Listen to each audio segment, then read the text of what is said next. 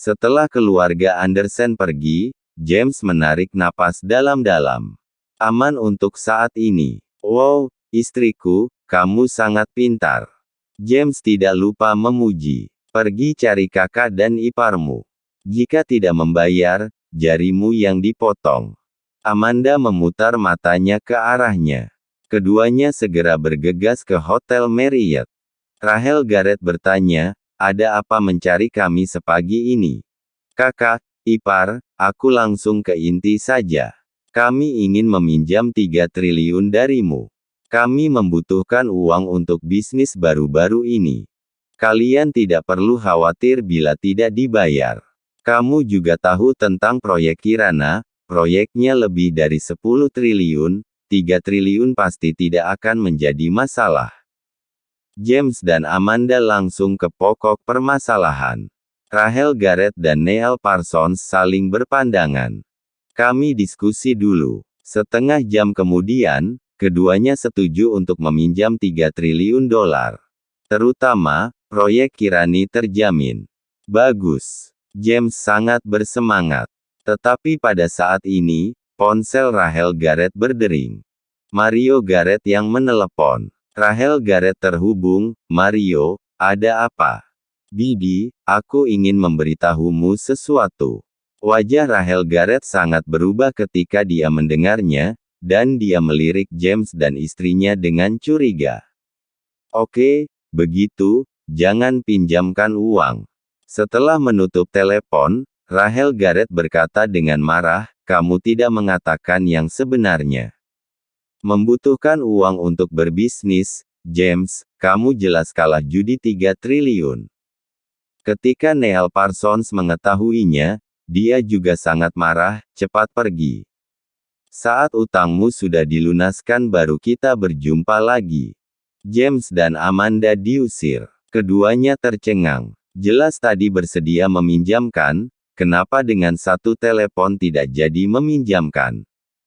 Bagaimana sekarang? James berkeringat dengan cemas. Di sisi lain, Kirana juga berusaha mencari cara, tetapi dia paling banyak hanya dapat mengumpulkan hingga 500 miliar. Semua uang sudah diinvestasikan dalam proyek, tidak ada cara lain. Dan jika 500 miliar diambil, proyek harus dihentikan. Nathan pergi begitu pagi untuk menyelidiki masalah ini. Tetapi yang aneh adalah bahwa pihak mereka tidak bermain curang, itu karena James bertemu ahli judi yang hebat sehingga kalah. Jelas bahwa ini adalah jebakan, tetapi mulus tanpa celah. Pasti ada sesuatu yang tersembunyi, bila menelepon polisi pasti bisa diselidiki. Tapi James pasti harus masuk penjara saat itu. Kirana akan sedih. Dia tidak ingin melihatnya. Sebenarnya dia bisa melunaskan 3 triliun itu dengan mudah. Tapi dia ingin mencari tahu siapa yang merancang jebakan itu. Setelah seharian memikirkan berbagai cara, tetap tidak bisa mendapatkan uang sama sekali. James gemetar ketakutan membayangkan jari-jarinya akan dipotong besok. Bagaimana, istriku? Kamu pikiran cara. Aku tidak ingin dipotong jarinya. James berteriak dengan cemas. Amanda juga mengerutkan kening. Dia memikirkannya dan berkata, aku dengar Kirana akan menghubungi investor besar untuk meminjam uang, tetapi mungkin akan memakan waktu lebih lama. Butuh beberapa hari. Bagaimana mungkin? Beberapa hari berarti jariku habis semua. James berkeringat. Jadi, beberapa hari ini cari pengganti kamu. Mendengar ini, mata James berbinar-binar, maksudmu mendorong Nathan keluar dan membiarkan dia mewakili aku untuk dipotong jarinya. Lalu apa kamu pikir ada orang lain? Bagaimanapun, kamu telah melempar tanggung jawab kepada Nathan. Amanda memutar matanya. James mengangguk setuju, benar. Dia hanya sampah. Dia tidak berguna sama sekali. Potong beberapa jadinya tidak masalah. Dia sekarang juga bergantung pada kita untuk hidup. Ini adalah kontribusi terbesar yang dia buat untuk keluarga kita. Amanda menghela nafas, masalahnya adalah Kirana, jika dia tahu, dia pasti tidak akan menyetujuinya. Kalau begitu mari kita sembunyikan dulu dan katakan padanya bahwa kasino akan menunda selama beberapa hari. Mari kita membohongi Nathan, biar dia mewakilkan aku pergi. Kata James. Kalau begitu kamu harus menelepon ayah dan yang lainnya untuk memberi sedikit tekanan pada Nathan. Mereka telah mencari Nathan seharian, tetapi mereka belum menemukannya. Amanda berkata lagi. James segera mengatur. Setelah mendengar berita penangguhan selama beberapa hari, Kirana merasa lega dan terus memikirkan cara. Ketika Philip mendengar bahwa Nathan telah ditemukan, dia segera bergegas. Kemudian, James menelepon Rudolf lagi dan bertanya apakah Nathan bisa menggantikannya. Rudolf dengan mudah langsung menyetujui. Setelah menutup telepon, Rudolf menelepon Mario Garrett. Tuan muda Mario Garrett, seperti yang Anda harapkan, keluarga Andersen meminta Nathan untuk menggantikannya. Oke, kalau begitu siksa Nathan secara perlahan, dan kirimi aku video pemotongan jarinya besok. Suara dingin Mario Garrett datang dari ujung telepon. Nathan baru mulai mendapat informasi, dan James menelepon. Nathan segera ke sini. Masalahnya sudah ada jalan keluar. Datanglah langsung ke kasino. Setelah menutup telepon, Nathan langsung pergi ke kasino bawah tanah. Setelah tiba, dia menemukan bahwa Philip dan yang lainnya ada di sana. Begitu mereka melihatnya, Philip dan lainnya bergegas mendorong Nathan. Apa yang terjadi? Kamu bajingan kalah judi 3 triliun. Kamu benar mencelakakan keluarga Andersen. Keluarga Andersen hampir hancur di tanganmu. Aku benar-benar ingin membunuhmu. Kali ini, Nathan tercengang. Melihat kerumunan dengan tidak percaya. Mengapa jadi dirinya yang berjudi? Melihat penampilan James dan Amanda yang tidak wajar, dia langsung mengerti. Mereka melemparkan tanggung jawab pada dirinya. Philip dan yang lain tidak tahu kebenaran pasti akan melampiaskan kemarahan pada diri sendiri. James mengambil kesempatan dan berkata dengan marah, Nathan, kamu harus bertanggung jawab atas apa yang kamu lakukan sendiri. Ya, kamu tanggung jawab sendiri. Philip dan yang lainnya berkata dengan marah. James menarik Nathan ke samping dan berkata dengan tegas, kamu nanti menggantikanku bertemu Rudolf. Jika kamu tidak pergi, aku akan membiarkan kamu dan Kirana bercerai. Aku memiliki akta nikah dan kakak kalian. Aku melakukan apa yang aku katakan. Amanda juga datang untuk menasihati, bila kamu menggantikan ayahmu, kamu akan menjadi menantu kami yang baik di masa depan. Bahkan jika kamu kehilangan jarimu, kami tidak akan membencimu. Kirana dan kami akan menghidupimu untuk seumur hidupmu. Ya, cepat. Tidak masalah jika kamu tidak memiliki jari. James berbisik. Miris. Sangat miris. Apa yang Nathan rasakan tidak berperikemanusiaan. Pada saat genting, mereka mendorong dirinya sendiri. Jika bukan karena Kirana, dia tidak mau tinggal di rumah ini untuk sesaat. Namun, James dan Amanda juga tidak berdaya. Kenapa kalian ragu-ragu? Biarkan dia menanggung semuanya. Philip mendesak. Pada saat ini, Rudolf datang dengan orang-orang dan mengepung Nathan dan yang lainnya. Dia saja. Sebelum Nathan bereaksi, dia didorong oleh James dan Amanda. Kamu Nathan, kan? Bawa pergi. Rudolf mencibir. Dengan begitu, Nathan dibawa pergi oleh anak buah Rudolf. James dan Amanda menghela nafas lega. Mereka merasa lega. Ayo pergi. Hati-hati nanti kita terlibat. James dan istrinya segera pergi. Karena takut Rudolf berubah pikiran. Setelah meninggalkan kasino bawah tanah, James mengerutkan kening dan berkata, aku sedang berpikir apa bisa semuanya dilimpahkan ke Nathan. Ekspresi Amanda sedikit berubah, apakah kamu bermaksud memindahkan utang 3 triliun menjadi atas nama Nathan, lalu ceraikan dia dan Kirana, memutuskan hubungan dengannya?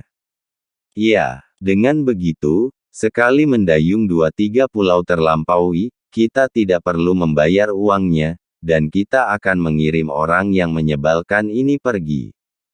Tapi satu kata Amanda membuat hatinya dingin separuh, lupakan, uang kamu yang kalah, surat kamu yang tanda tangan. Bagaimana bisa dipindahkan ke dia? Iya, aku harus memikirkan cara. Di kasino, Nathan dibawa ke sebuah ruangan gelap kecil. Rudolf duduk di depannya, dikelilingi orang-orang berotot. Senyum haus darah melintas di sudut mulut Rudolf. Nathan, ayah mertuamu melimpahkan semua ke kamu dan memintamu menggantikan dirinya potong jari. Apakah kamu sudah siap? Rudolf mengambil parang tajam, bersinar dengan cahaya dingin. Di sebelahnya ada yang memegang kamera untuk mengambil gambar. Ini adalah tugas yang diatur oleh Mario Garrett untuk mengambil gambar jari Nathan yang dipotong. Tunggu, Nathan berkata tiba-tiba. Rudolf itu menyeringai dan memperlihatkan gigi emasnya. Apa? Takut? Haha. Nathan tidak berbicara, diam-diam menyalakan rokok. Uhuk-uhuk. Detik berikutnya, semua orang tersedak dan batuk. Rudolf melihatnya dengan sesakma dan bertanya, rokok apa ini? Sangat menyengat. Salah satu preman berkata dengan ragu-ragu, Bos Rudolf, menurut aku itu adalah rokok khusus untuk zona perang. Seorang prajurit kecil di tentara memberi aku satu, dan rasanya luar biasa. Ketika mendengar rokok khusus untuk zona perang, ekspresi semua orang berubah. Rudolf itu mencibir, kalian percaya? Dia baru saja keluar dari penjara, dan mengisap rokok khusus untuk zona perang. Nathan mengisap rokoknya dan berkata dengan santai, sebelum aku selesai merokok, beritahu aku siapa yang menyuruhmu melakukan ini. Kalau tidak, kalian akan sengsara. Mendengar ini, Rudolf dan puluhan preman semuanya tertawa. Sebentar lagi jari Nathan dipotong, mengapa dia malah berbalik mengancam? Semua orang memandang Nathan seperti idiot. Siapa yang sengsara? Rudolf tertawa, apakah anak ini takut sampai jadi bodoh? Jangan khawatir, tidak sakit, hanya sekali potong. Melihat rokok yang terbakar, Nathan berkata dengan dingin, aku tidak punya banyak waktu lagi untukmu. Jika kamu tidak mengatakan apa-apa, akhirnya akan sengsara. Rudolf dan pengikutnya tidak percaya, dan mencibir, oke, mari kita lihat, apa yang dapat kamu lakukan pada kami setelah kamu selesai merokok. Puluhan orang menyaksikan Nathan selesai merokok, melemparkan puntung rokok ke lantai, dan menginjaknya. Nathan mengangkat kepalanya dan melirik Rudolf dan yang lainnya, kamu akan segera menyesalinya. Aku menyesali nenekmu, kupotong jarimu dulu. Rudolf terpancing, dan tiba-tiba mengangkat pisau dan memotongnya. Brak. Tepat pada saat ini, pintu ruang gelap itu tiba-tiba runtuh, mengeluarkan dentuman keras, mengejutkan sehingga Rudolf berhenti. Detik berikutnya, pria-pria kuat dengan warna kulit berbeda tetapi mengenakan setelan seragam bergegas masuk dari luar. Tinggi rata-rata mereka lebih dari 1,9 meter, berdiri di sana kelihatan seperti bukit berjejer. Orang-orang ini adalah tentara bayaran, Iwan Howell dan yang lainnya, yang dulu disewa oleh Edwin Clark. Mereka sekarang mengawal Nathan dari tempat tersembunyi. Nathan tadi meninggalkan sinyal, dan mereka menemukannya di sini. Hajar. Iwan Howell memberi perintah, dan tentara bayaran ini seperti harimau yang turun gunung, berteriak dan menjerit. Brak, bruk, bruk. Ah! Meskipun para penjaga di kasino semuanya adalah petarung bagus, mereka tidak setingkat dengan tentara bayaran yang telah keluar masuk medan perang sepanjang tahun. Semua terlempar ke tanah dalam waktu kurang dari 1 menit. Iwan Howell dan teman-temannya mengeluarkan jurus mematikan. Penjaga-penjaga ini berlumuran darah, dan wajah mereka hancur. Hanya Rudolf yang dibiarkan berdiri sendiri. Nathan tanpa ekspresi, hajar. Bang bang bang bang. Iwan Howell meraih wajah Rudolf dan meninjunya dengan keras. Setelah 7 atau 8 pukulan berturut-turut, Rudolf tak bisa dikenali lagi, mukanya tenggelam. Jeritan histeris bergema di ruangan gelap kecil itu. Mereka tidak pernah berpikir bahwa akan ada begitu banyak pengawal di sekitar Nathan. Mereka semua seperti tentara asing yang kuat. Kekuatan tempurnya menakutkan. Nathan memandangi para penjahat dan mencibir, "Aku bilang kamu akan sengsara. Katakan atau tidak." Setelah dikorbankan oleh James, Nathan sadar, daripada menyelidiki lebih baik menggunakan kekerasan untuk membuat mereka berbicara. Rudolf berkata dengan ketakutan, "Aku tidak berani mengatakannya. Mengatakan itu maka hidupku berakhir." Pukul, terus pukul, pukul sampai dia mengatakannya. Nathan berkata dengan dingin. Iwan Howell dan temannya semuanya militan, ketika mendengar perintah, mereka menjadi semakin ganas dan memukuli dengan keras. Baru setelah semua orang dipukuli hampir mati, Rudolf mengangkat tangannya, "Aku katakan. Aku katakan semuanya." Iwan Howell menariknya ke Nathan. "Ya, Derek Brin dari Antra Group yang meminta kami melakukan ini. Kami juga dipaksa," kata Rudolf. Rudolf masih belum berani mengatakan Mario Garrett secara langsung. Tetapi begitu mendengar Derek Brin, Nathan segera tahu bahwa itu adalah Mario Garrett. Nathan melirik kamera di atas meja dan tersenyum, "Apakah dia memintamu untuk mengambil gambar memotong jariku?" "Iya." Rudolf mengangguk. Nathan melirik Iwan Howell. Dia segera mengerti, meraih Rudolf dan menekannya di atas meja, meletakkan tangannya di atas meja, dan perlahan mengangkat pisau tajam itu. Tentara bayaran lain di sebelahnya mengambil kamera. "Jangan. Jangan." Rudolf menyadari sesuatu, dan berteriak. "Ah!" Rudolf berteriak histeris. Kemudian, Nathan meminta Rudolf untuk mengirimkan video tersebut. Setelah Derek Brin menerima video itu, dia membawanya ke depan Mario Garrett. "Hahaha." Nathan sangat ketakutan sampai suaranya berubah. "Kupikir itu bukan suara orang." Mario Garrett tersenyum senang. "Derek, kirim video itu secara anonim ke semua orang di keluarga Andersen, termasuk Kirana." Mario Garrett memerintahkan. Segera, semua orang di keluarga Andersen menerima video. Melihat orang dalam video itu dipotong jarinya secara brutal, James sangat ketakutan sehingga tubuhnya gemetar dan wajahnya berubah. Menakutkan. Mengerikan. Untungnya bukan aku. Amanda juga ketakutan.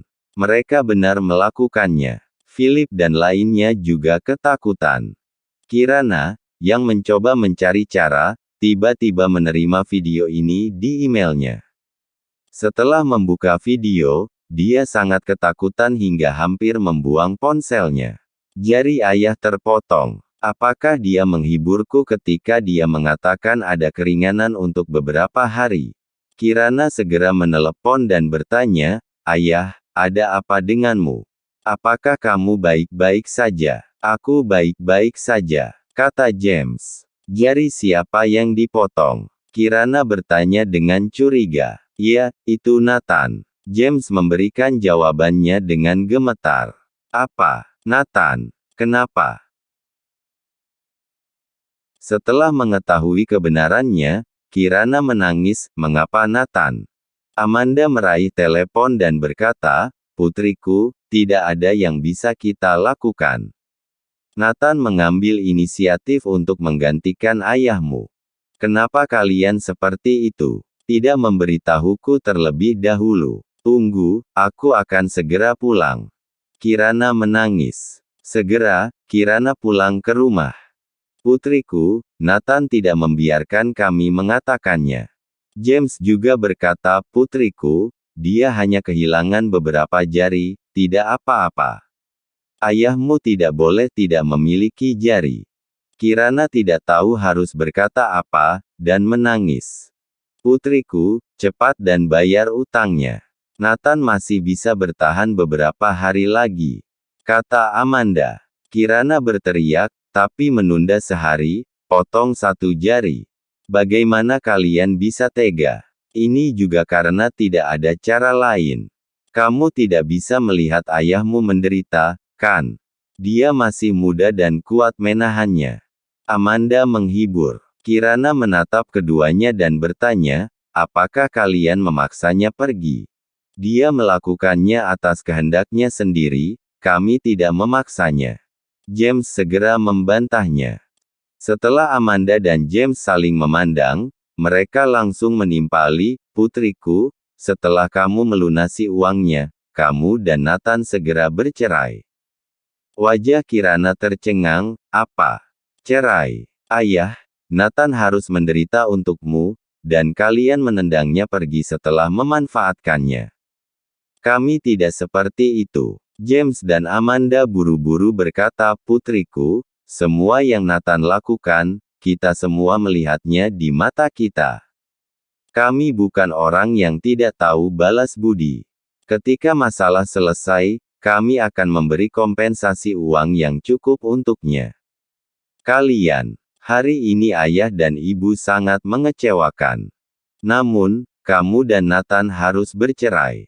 Dia tidak layak untukmu sejak awal, dan sekarang tanpa jari dia semakin tidak layak untukmu. Aku benar-benar tidak bisa menerima putriku menikah dengan orang cacat yang tidak punya jari. Sikap James sangat tegas. Kirana tercengang. Untuk melindungi diri mereka sendiri, mereka begitu kejam pada Nathan. Kirana semua telah terjadi. Jika kamu ingin Nathan tidak terlalu menderita, cepat bayar utangnya, kata Amanda. Pada saat ini, Philip datang. Situasi telah berbalik. Philip tampak bersemangat. Ayah, apa maksudmu? James bertanya dengan curiga. Seseorang baru saja datang untuk memberitahu kami bahwa ada yang bersedia membantu kita membayar utang itu, tetapi ada satu syarat, Kirana harus menikah lagi. Philip berkata, betulkah? Philip mengangkat cek 3 triliun di tangannya, orang itu membawa cek. Sekarang, mari kita tanyakan pada Kirana, maukah dia menikah lagi atau tidak? Untuk sementara waktu, Kirana bingung dan tidak tahu harus berbuat apa. Dia tidak bisa mendapatkan 3 triliun untuk saat ini, jumlahnya terlalu besar. Jangan ragu, setuju saja. James mendesak, sekarang waktu adalah uang. Kata-kata Amanda membuat tubuh Kirana bergetar, kamu harus segera setuju. Jika kamu setuju lebih awal, Nathan akan menderita lebih sedikit. Tiba-tiba, gambar kejam dalam video itu muncul di benak Kirana. Untuk Nathan, dia mempertaruhkannya. Oke, aku setuju menikah lagi. Kirana setuju. Philip dan James segera menarik napas lega. Philip mengeluarkan kartu kamar dan menyerahkannya kepada Kirana, jika kamu setuju, kamu ke Hotel Sheraton untuk mencarinya. Bila kamu tiba di hotel, kita baru berhak menggunakan cek ini. Mohon like dan subscribe channel ini, agar channel ini terus berkembang. Terima kasih.